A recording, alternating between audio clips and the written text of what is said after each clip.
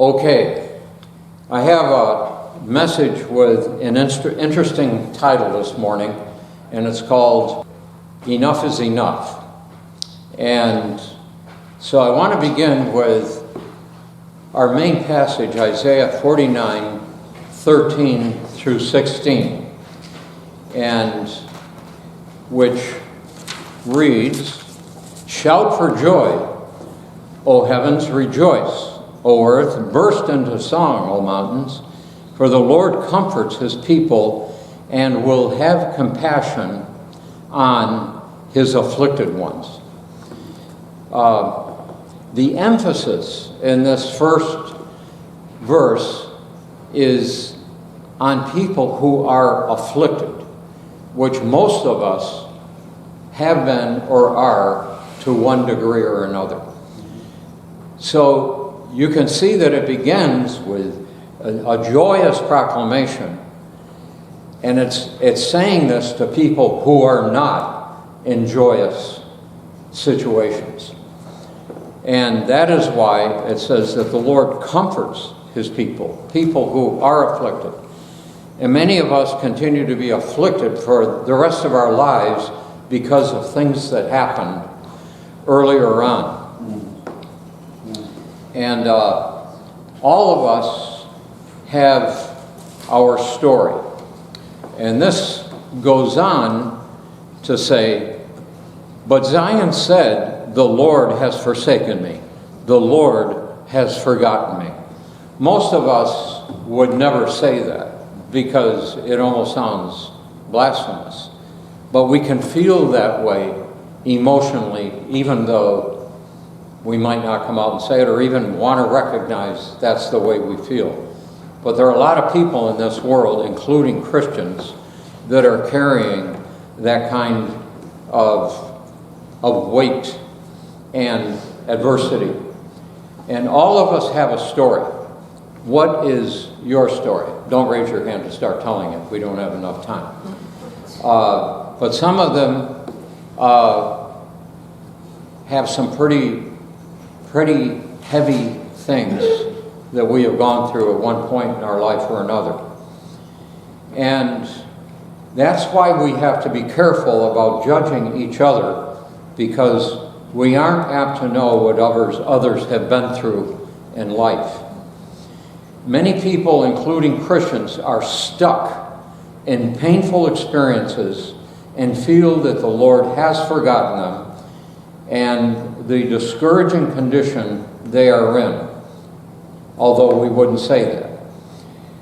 And the enemy of our souls wants us to stay stuck in those situations without hope of anything ever changing, and feeding our minds with thoughts of unbelief.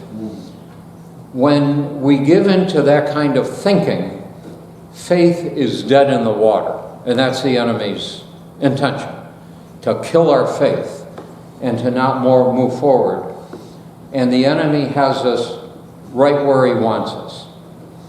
The Lord has forsaken me. The Lord has forgotten me. So we need to ask ourselves this morning, have we resigned ourselves to think that we've been disqualified and forgotten by the Lord? Not to admit this to anyone else, but to ourselves. Ask ourselves that question. Have we resigned ourselves to our situation? There's things we've prayed about for years and nothing has changed. Somebody said, sometimes you can pray yourself into a hole. You would think that prayer would solve everything. Sometimes there are steps that we need to take to get out of the hole. Not providing our own help, but in the way we commit it to the Lord. We don't always commit things to the Lord in our prayer. A lot of times it's just help me. But there's things that the Lord expects us to do, steps to take in cooperation with him for his supernatural deliverance to be released in our lives. And so we come back to We come to verse 13 under those others. Can a mother forget the baby of her breast and have no compassion on the child she has born? Though she may forget, I will not forget you. See, I have engraved you on the palms of my hands. And we know where that happened, on the cross.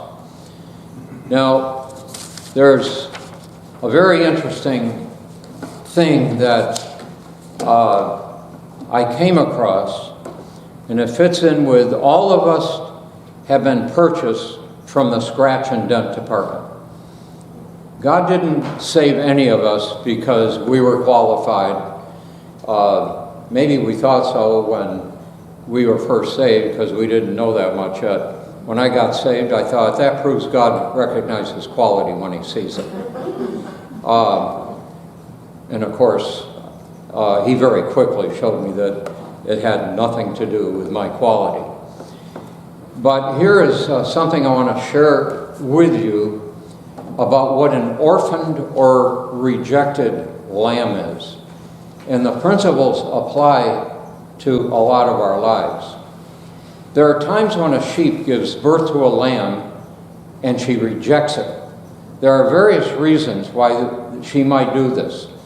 If the lamb returns to its mother, the mother might even kick at the poor animal.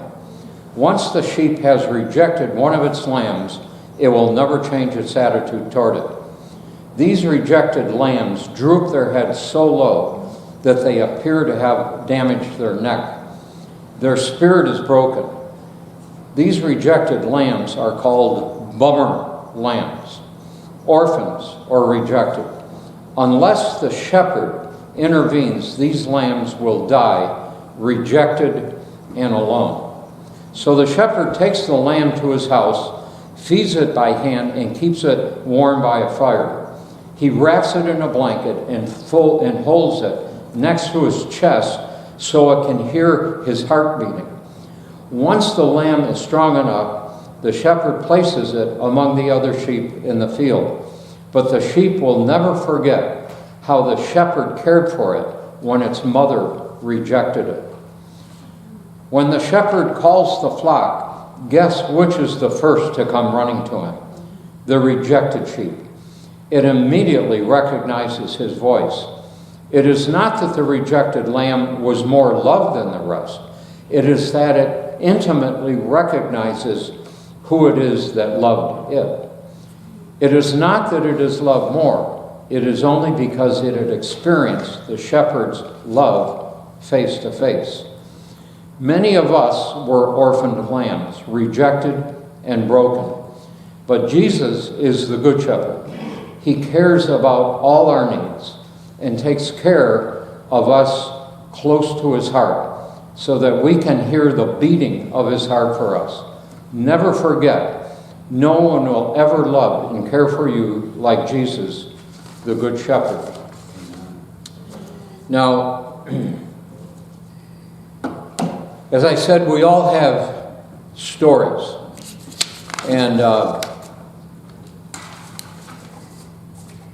treatment by parents, some worse than other, treatment by other people that have left emotional wounds that even can result in rebellion in us, distrust, fear, feelings of worthlessness, self-pity, and we can get stuck in our lives in all of these things.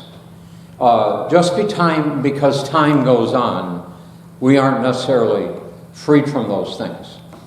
Sometimes no affirmation in our lives, never feeling that you can measure up, never good enough. And this is especially important from fathers. I've never totally figured it out. But that was largely my experience. Now, I'm going to tell you some things about my own life, but it's not complaining. They're just facts, and there's a happy ending to it. But I want to show you this picture. How deep is the mud depends on who you ask. You can see the mud was just as deep for one dog as for the other. But it doesn't always affect everyone the same way. And I remember when I was about 7 years old, for some reason my father said to me, if it hadn't been for World War II, you wouldn't have been born. In other words, he wasn't sure if he was going to be coming back from hand-to-hand combat, so he thought he better have a kid, you know, so my mother would have something. But he came home and for some reason told me that. I'm not sure what it was supposed to accomplish, but it did make me understand that I was some kind of an inconvenience. Now, he never mistreated me. He was very responsible, but there was really no relationship. There was never any affirmation about anything I ever did. I remember when I was a little older, he was doing something in the house, and I said, "Daddy, can I help you?" He said, "Yes, you can help me by staying out of my way." In my sophomore year in high school, I won 3rd place in the science fair with, this is before we went into space, and I built this demonstration lecture project. Pull those handles and the different stages swung away, and he didn't really know what it was about, and he said anybody could build anything like that. He didn't know there was a lecture that went with it, that I'd done a lot of research. And when the time came, he said, "Don't expect I'm going to get that to the school for you." So there was an older farm boy in our class who had a farm truck, and he came and got it there.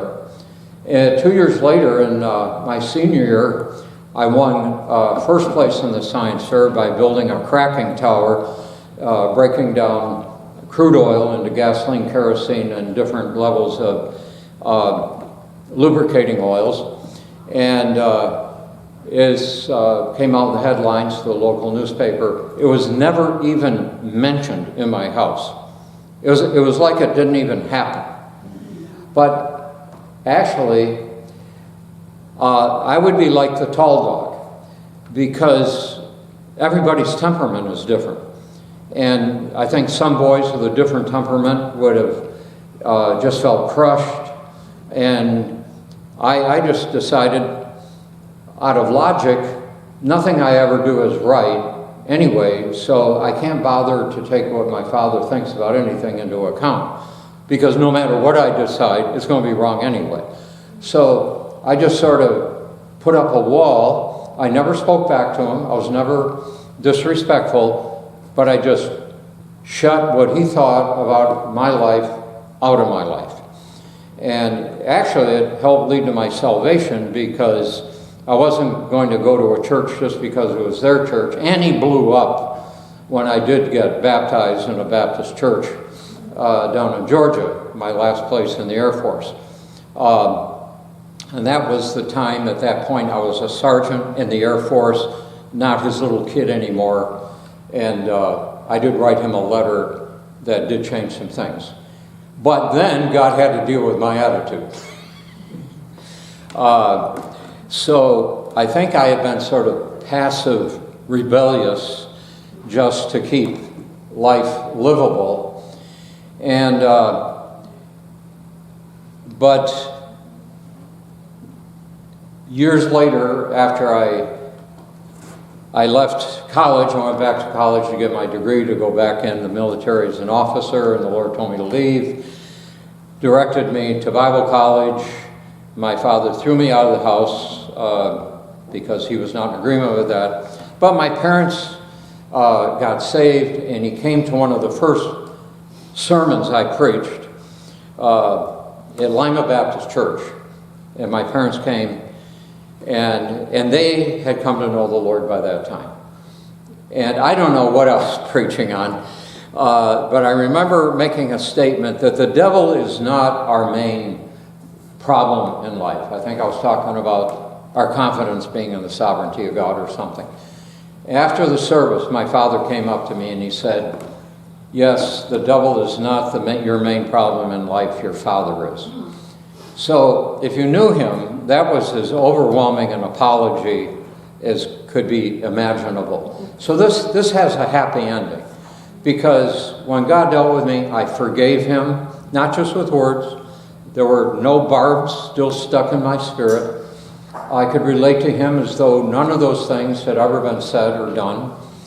And God gave us the relationship later in life that we didn't have when I was a kid. So God brought it all together.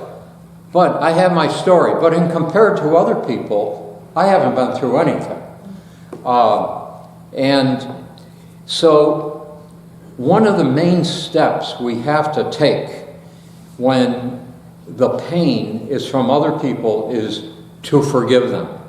That's why a lot of times we can pray all we want, but we can't get out of the hole until we forgive them.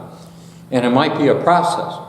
You may have to do it daily, over and over and over again. But if we do, it will happen. The miracle will happen. I know that by experience. I don't know how many of you remember the name of Corrie ten Boom. She was a Dutch lady who wound up in a Nazi concentration camp during World War II because her family had been protecting Jews, taking them and hiding them, and the Nazis found out. And anyway, she survived the concentration camp, and after the war, and her family were incredible, Christian family. She actually ministered all over the world. In fact, she came to the church where we first started out in ministry up in Canada, and she was a main speaker. You probably heard of Corrie ten Boom. So it was a very high platform. So I was asked to just walk with her up the center aisle, and I said, "Do you want to hang on my arm as we go up the steps?" She said, "I can do it myself." So she was Dutch. But she told the story that after the war, she was ministering some European country, and this German man came up to greet her, who was a Christian, and as he stuck out his arm, she could see the tattoo that he was a former SS Nazi. And she said it was like her arm turned to ice, and all of the hatred just that she didn't know was still there just rose up. And she knew she had to make a decision right then to forgive him or not. And she said, "Lord, I forgive him." And the miracle came, and she was free of that hatred and the poison of those memories. There was a guy in our class at Elam. His name was Eddie. And this is one of those people that you might know, but you don't know a lot about him. He was very irritating. He was very odd. He was a social misfit. He did not really know he wasn't a bad person. He was just very odd. Did not know how to properly relate to people. And we found out that when he was a child, his father told him, "I wish you had never been born." What goes through people's minds to say things like that to anybody and to their child? So, the damage in his life was horrendous. When we realized what he had been through as a child, it just broke our hearts, and we were ready to put up with anything with Eddie. That is demonic. That is straight from a pit for anyone to say anything like that, especially to your own child. But God raised him up. I met up with Eddie years later, serving. He wasn't the lead pastor, but in a church in the Lower East Side of Manhattan, a very hard, very dangerous area. And he and his wife, who was about as odd as he was, but they made a good couple, were very involved in helping in that church. He was not disqualified. God used him in spite of all those things that he had been through. And that's why we can't say to someone, especially when we don't know what they've been through, "Well, just deal with it," or just get over it. You never want to say that to somebody who's going through depression. I went through 10 years of clinical depression, but I hardly dare say anything, especially to a Christian. They just about wanted to get in line and cast the demons out of me. Sometimes it's a lack of serotonin in your brain. There can be chemical reasons. In fact, Christians were the last people I wanted to admit that I was going through depression. I think sometimes people find more compassion in a bar than they do in churches. Not that that's my recommendation for anyone to go. But a lot of times people in those areas are really more caring. That's why they're there. They're all hurting. And one more case that I'll mention. I know a young man who has a tremendous ministry. He's been in the ministry.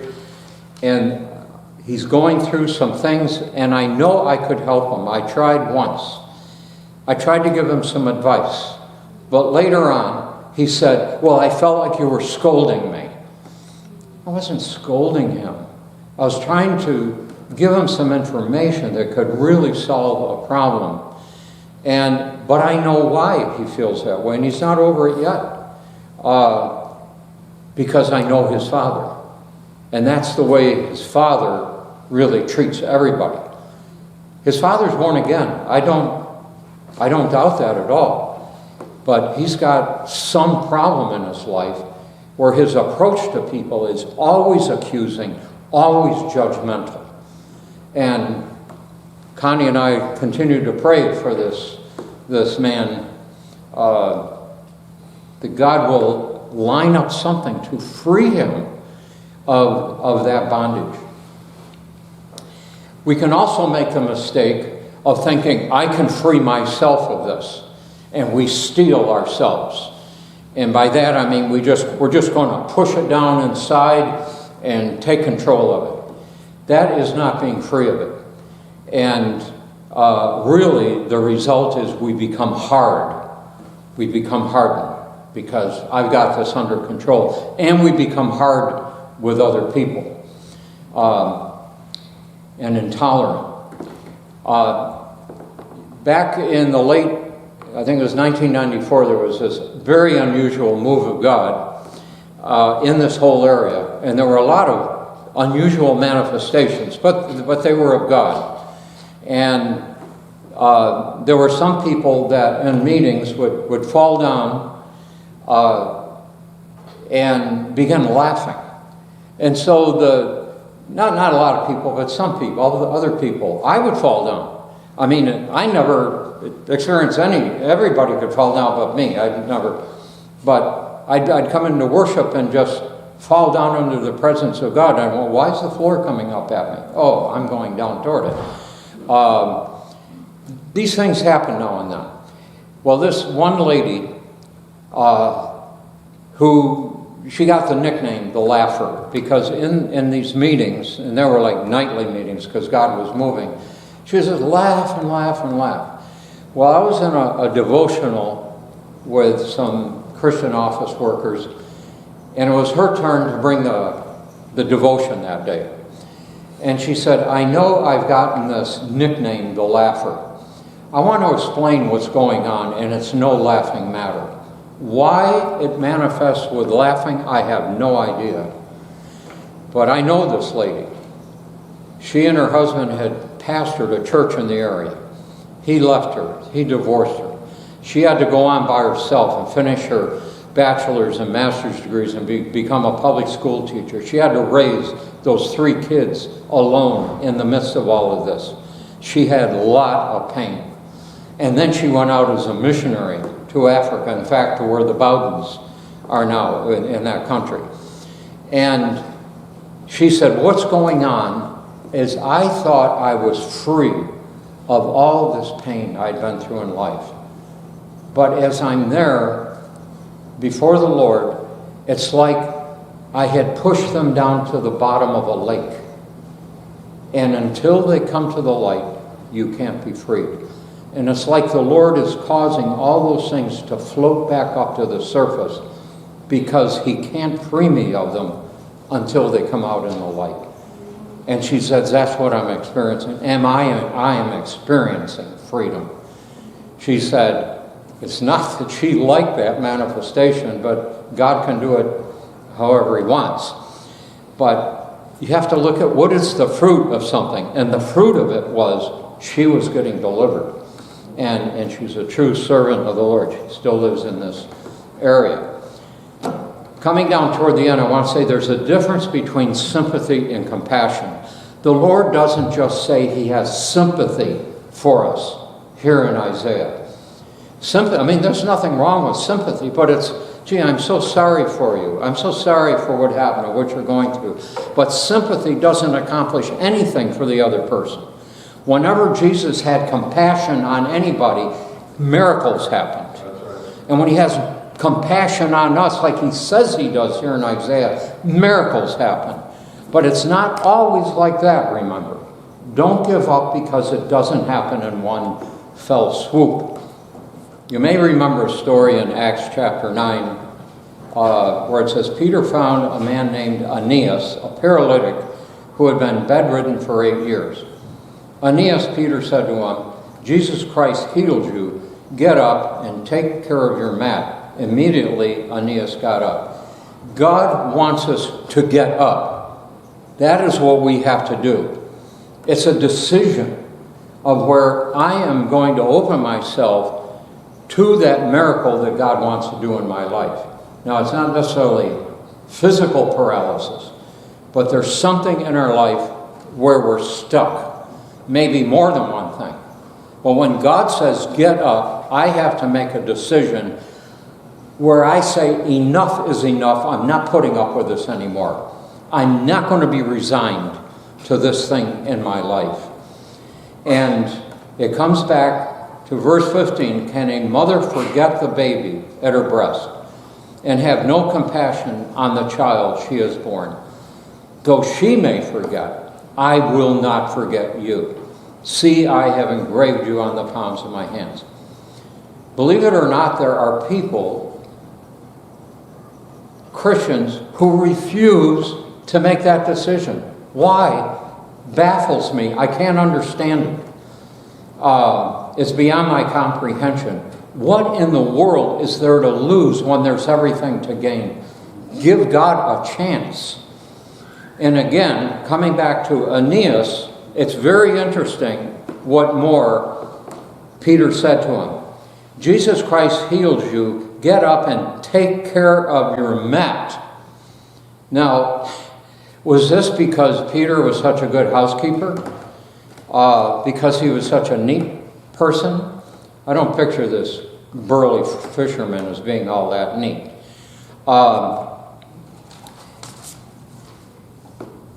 Aeneas had the choice of staying in his bed and continue being attended to day and night like he had been for 8 years, or respond to the deliverance from his condition when God supernaturally provided it and say within himself, enough is enough. Peter didn't lift him out of his bed. He told him, get up. Aeneas had to make the decision to do the impossible. But when God speaks it, we can do it based on his word. In essence, what he was saying, I'm not going to let the enemy keep me in bondage from moving into God's purpose for my life any longer. This is where it's okay to be angry. Angry at the enemy, at the bondages in your life, and say, enough is enough. Now you're moving in faith. That's faith. To heal a wound, you need to stop touching it. It'll never heal as long as we keep touching it, talking about it, and dwelling on it. Instead, we need to be confessing words like Isaiah 49, that the Lord has compassion on us. He has compassion on his afflicted. That's what we need to be saying. This isn't Christian Science like, oh, there was never any problem. We're not saying that. But what we're going to concentrate on is God's solution, not living, going back to. because that mat represented what Aeneas's form of life had been for 8 years. So it wasn't enough just to get up. It was put your mat away. Will we dwell in our past or get up and say enough is enough and be delivered?